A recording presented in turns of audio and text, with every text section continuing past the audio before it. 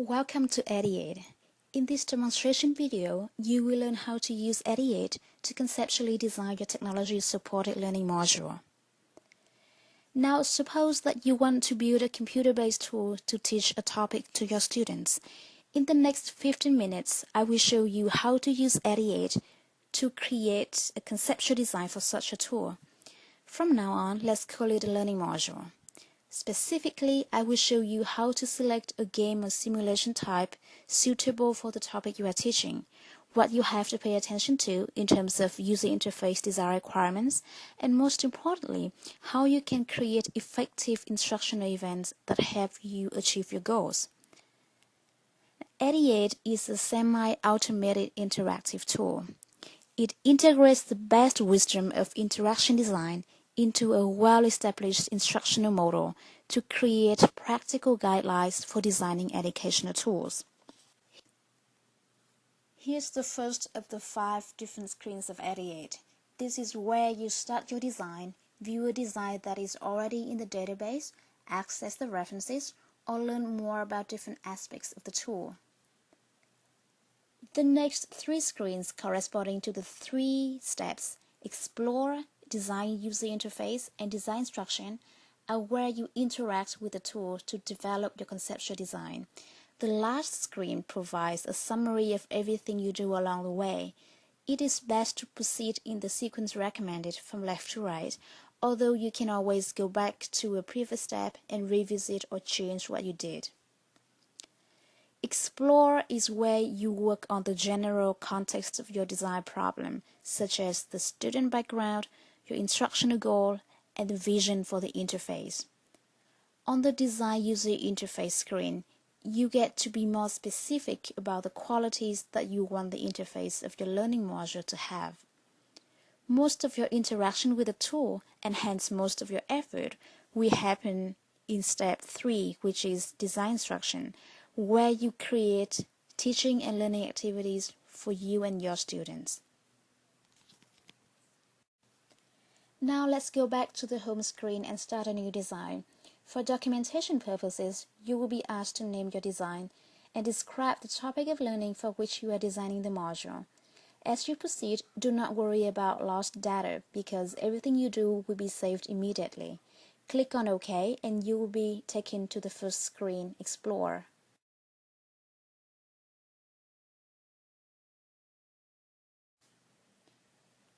On the Explore screen, there are 3 areas: Student Background, where you input the data about your students, Instructional Goals, where you define your ultimate goal of teaching, and Instructional Strategies, where you select suitable game types for the module.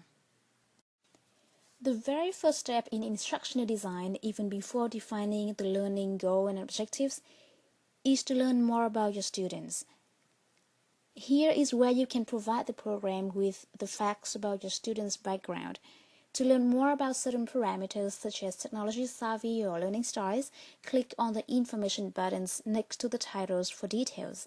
The values of these parameters will be used by EDDEaid to provide you with relevant recommendations or warnings on the design decisions you make later on, such as whether or not a certain feature is suitable for your student audience.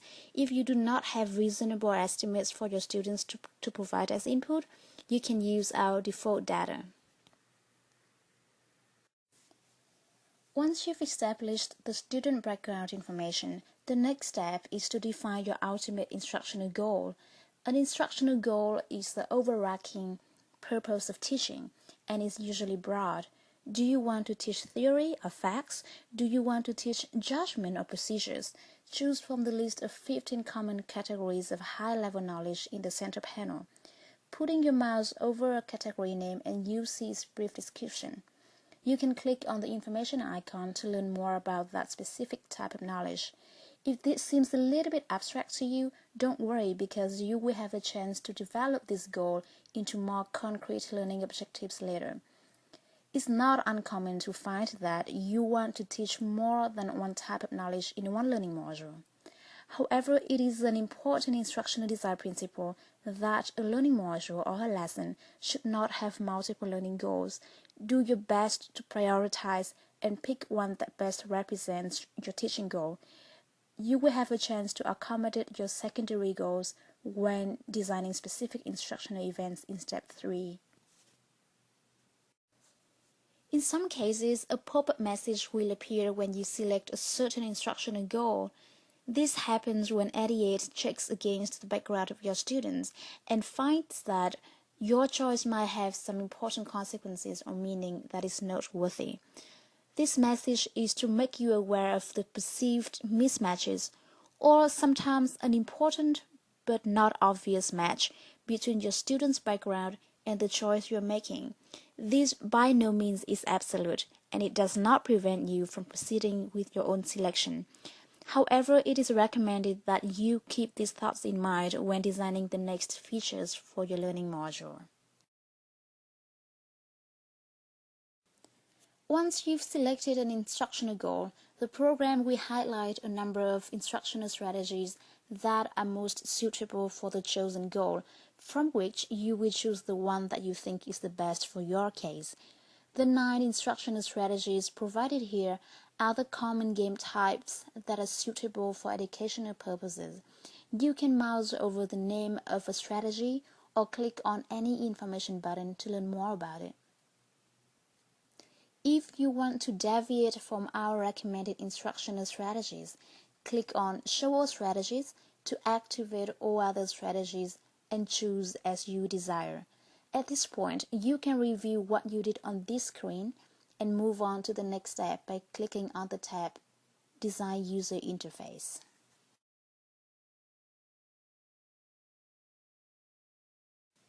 By now, you have defined your broad instructional goal and selected a game type or an instructional strategy.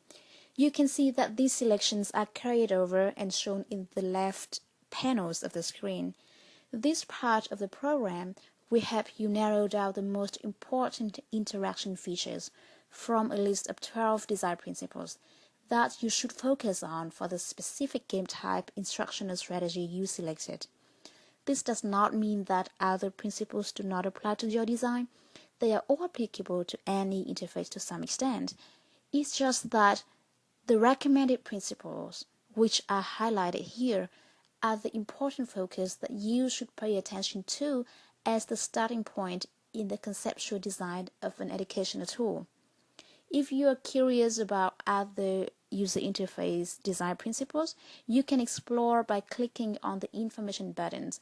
However, you are not allowed to choose any other principles rather than what is recommended. The last column on this screen is where detailed descriptions of the recommended high-level design principles are provided. These are specific to the instructional strategy you choose. The use of metaphors, for example, will mean different things for skill-building simulation and a case study.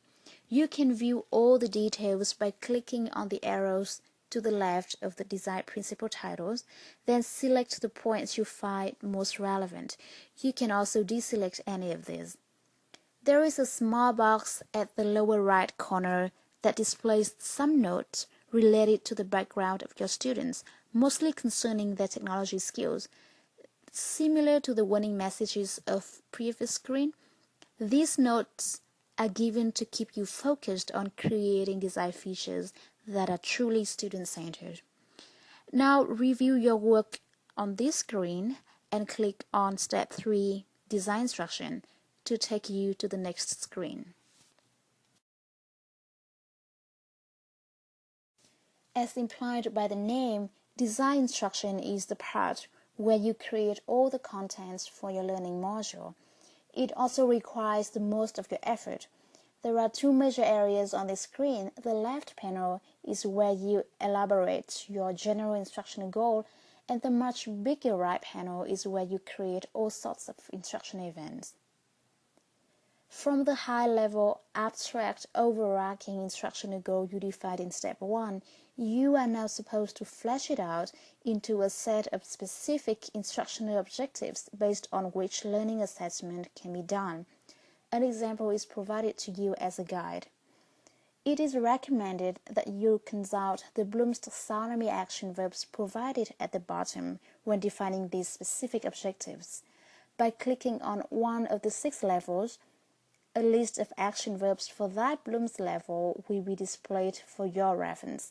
Simply type in the blank space provided your thoughts on the detailed learning objectives you want to achieve in this learning module. Now that you are clearer on what specifically you want your students to learn in this module, let's create the detailed instructional events.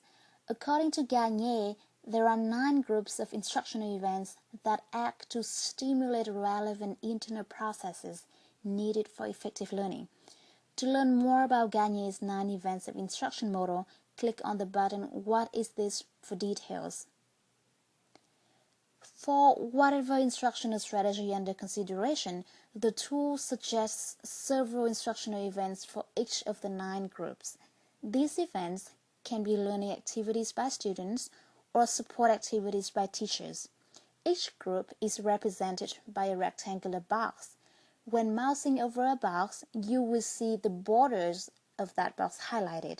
By clicking on the box, you can see the full details of the recommendations for that group of instructional events. After you click on a box and it opens up a bigger window, you can see the recommended events at the top.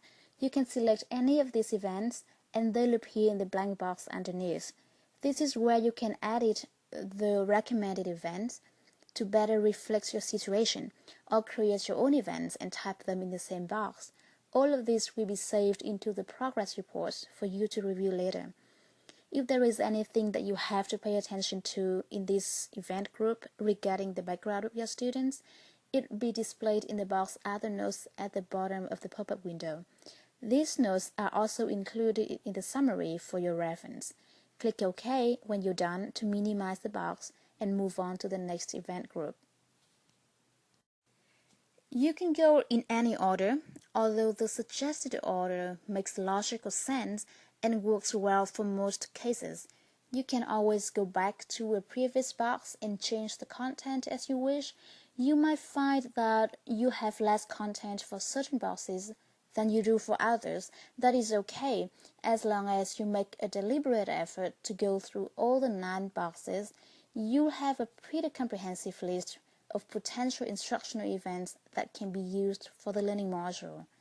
Many of these events translate very well into operational events for the user interface of the learning module you are designing.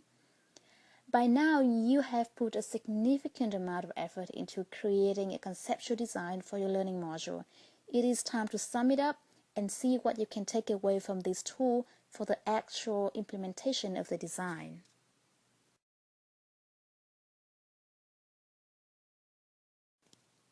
Here is the summary of everything that you did. At the top of the page is the basic important information about your learning module, such as the topic, the type of knowledge being taught, the strategy chosen, etc. The default screen is a display of all user interface design features in the left column and all instructional event design features in the right column, including both the program's recommendations and those that you created yourself. The text in these 2 panels is editable. If you want to take extra notes, you can do it here. You can also print the summary table to a text file for your future reference outside of this interface.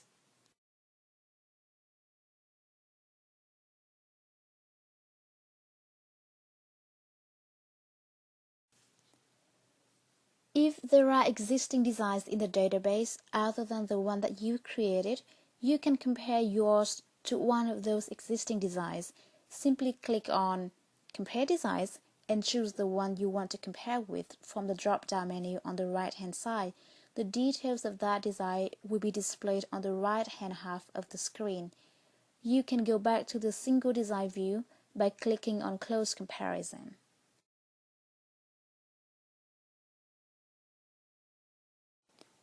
If you're happy with your design, you can now exit the program or come back to the very beginning to start another design. If you want to go back and make changes to this design, I recommend that you save the current design to a text file before doing so, because any new changes that you make will override what you did before. I hope that you found the video helpful. Let's get started and enjoy your EDDEaid experience.